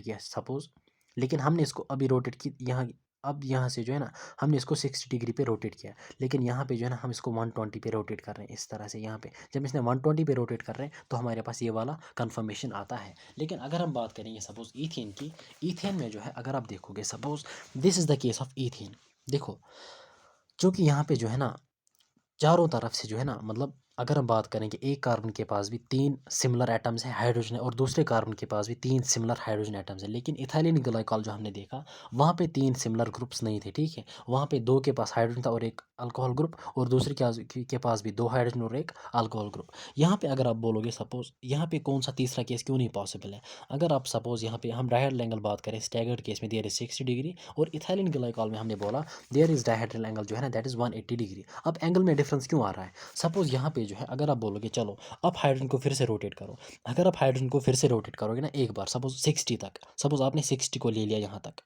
यानी दिस दिस वन इस हाइड्रोजन को आपने यहाँ ले लिया। देखो आप एक को फिक्सड रख रहे हो ना, आप मेरी बात बिल्कुल ध्यान से देखो। सपोज मान लीजिए दिस ये वाला हाइड्रोजन और ये वाला हाइड्रोजन जो है ना आप फिक्सड रख रहे हो, ठीक है, फिक्सड रख रहे हो। आप सर्कल वाले कार्बन को रोटेट कर रहे हो। तो जब आप सर्कल वाले कार्बन को यहाँ पे रोटेट कर रहे हो, this hydrogen will take this place, ये यहाँ पे आएगा, हाइड्रोजन कहाँ पे आएगा, यहाँ पे आएगा। और ये हाइड्रोजन जो है ना सपोज ऑब्वियसली जो है ना अभी आप इसको रोटेट कर रहे हो, इस वाले को मैं इसको एंसर करूँगा, इस वाले कार्बन को आप रोटेट कर रहे हो, यानी इस वाले कार्बन को आप रोटेट कर रहे हो। तो ये वाला हाइड्रोजन यहाँ पे आएगा, ठीक है, यहाँ पे आएगा this hydrogen will come here, और ये वाला हाइड्रोजन जो है ना ये यहाँ पे आएगा। तो अगर आप देखोगे आपका बिल्कुल ये वापस मिलता है, ठीक है। So there are only these two possible cases. तो अगर आप देखोगे आपको बिल्कुल इक्लिप्सिड वापस मिलेगा, लेकिन इथाइलिन ग्लाइकॉल के केस में जो है ना आपको वापस नहीं मिलता है, क्योंकि वहाँ पे डिफरेंट ग्रुप्स होते हैं, इसलिए वहाँ पे जो है ना आपका डायहाइड्रल एंगल 180 आ रहा है, ठीक है। So this was about the ethylene glycol. उसी के बाद जो है ना दूसरा क्वेश्चन है यहाँ पे, suppose that is an butane. Obviously यहाँ पे भी आपने देखना है, यहाँ पे जो है ना दो हाइड्रोजन के मतलब दो हाइड्रोजन की जगह दो मिथाइल ग्रुप्स हैं, ठीक है। तो यहाँ पे हमसे कह रहा है कि most stable conformation of n butane will be, कौन सा वाला होगा। तो जहाँ पे आपने देखना है कि जो एडिशन ग्रुप्स होंगे ना उनके दरमियान जो है ना डायहाइड्रल एंगल ज़्यादा होना चाहिए, यानी वो दूर होने चाहिए, ठीक है। तो अगर आप देखोगे यहाँ पे CH3 है, यहाँ पे CH3, your dihedral angle is 180 degree, ठीक है। लेकिन अगर आप यहाँ पे देखोगे your dihedral angle is only 60 degree, लेकिन यहाँ पे dihedral angle that 0 degree, because these are almost coinciding, ठीक है। तो यहाँ पे भी आपने याद रखना है कि स्टैगर्ड, इन शॉर्ट डेफिनेशन में याद रखना है कि जब ग्रुप्स बहुत ज़्यादा दूर होंगे that will be called as the most stable और द स्टैगर्ड कन्फर्मेशन, ठीक है। अच्छा, उसके बाद और एक कॉन्सेप्चुअल क्वेश्चन लास्ट वाला, the correct statement regarding the comparison of the staggered and the eclipsed conformation of ethane is correct statement, the eclipsed conformation of ethane is more stable. तो ये पहली गलत, हमने देखना है कि करेक्ट स्टेटमेंट क्या है। Eclipsed conformation of ethane is more stable, that is less stable. The staggered conformation of ethane is more stable, यहाँ तक तो ठीक है। Then eclipsed form, okay, because staggered conformation has no torsional strain. Obviously जो है ना हम कहेंगे इसमें जो है ना almost there is no torsional strain, because वहाँ पे बहुत कम रिपल्सिव इंट्रैक्शन होती है, almost there is no torsional strain in case of staggered conformation. So your B option is correct. उसके बाद तीसरा, the staggered conformation of ethane is less stable, नहीं वो लेस स्टेबल नहीं होती बल्कि दैट इज़ मोर स्टेबल। उसके बाद the eclipsed conformation of ethane is more stable, that's not more stable, that is less stable. तो ऑप्शन भी आएगा और यहाँ पे correct one. So these were some important questions regarding conformation. अब यहाँ पे अल्केन्स में जितने भी क्वेश्चंस बच रहे हैं उनको जो है ना मैं अल्केन्स के बाद मतलब एक साथ दिखाऊंगा। अब यहाँ पे मैंने क्वेश्चंस क्यों दिखाए, बिकॉज यहाँ पे थोड़ा बहुत सारे स्टूडेंट्स को डाउट रह रहा होगा कि कन्फर्मेशन होता क्या। अब जितने भी क्वेश्चंस मैंने आपको दिखाए बिल्कुल इन्हीं क्वेश्चंस को बार बार रिवाइज करना, और एनसीईआरटी के इंपॉर्टेंट पॉइंट्स को भी आपने रिवाइज करना है बार बार। ये एनर्जी बैरियर कितना होता है, कितने नंबर ऑफ आइसोमर्स पॉसिबल है, इट्स इनफाइनाइट नंबर, कौन सी ज़्यादा स्टेबल है, स्टैगर्ड जो है वे क्यों ज़्यादा स्टेबल है, ठीक है। और इसी तरीके से आपने याद रखना है कि इनको हम सेपरेट या आइसोलेट नहीं कर सकते, इट्स नॉट पॉसिबल। और इसी तरीके से जो एनर्जी बैरियर देखना है कि कितना है, ठीक है, एनर्जी डिफरेंस कितनी है स्टैगर्ड और इक्लिप्सिड के दरमियान। और यहाँ पे दो दो वैल्यूज़ है, ठीक है, इट्स 1 to 20 किलो जूल्स, ये रेंज दिखा रहा है, ठीक है, स्मॉल एनर्जी बैरियर, लेकिन जो है 12.5 जो है ना that is the energy difference between the two extreme cases. So this is all about the alkanes. In the next lecture I will be talking about the alkenes, और वहाँ पे जो है ना बिल्कुल मैं लेक्चर को लंबा खींचूंगा, बहुत ज़्यादा लंबा, अराउंड 1.5 घंटे की लेक्चर वहाँ पे लगेगी। वहाँ पे मैं प्रिपरेशन को भी लगा लूँगा और केमिकल प्रॉपर्टीज़ को मुझे लगता है एक साथ में वहाँ पे कम मतलब कंप्लीट कर लूँगा, ठीक है। यानी अल्कीन्स को मैं इन 1 लेक्चर कंप्लीट कर लूँगा, बिकॉज अब हाइड्रोकार्बन्स जो है ना उसके बाद अल्काइंस उसको भी एक लेक्चर में, और इंशाल्लाह उसके बाद बेंजीन जो है उसको भी जो है ना एक लेक्चर में मैं कंप्लीट करूँगा। So this is all about the alkanes and the conformation यहाँ पे, और फिजिकल प्रॉपर्टी भी कंप्लीट होगी। मिलते हैं नेक्स्ट वीडियो में, तब तक के लिए अल्लाह हाफिज़।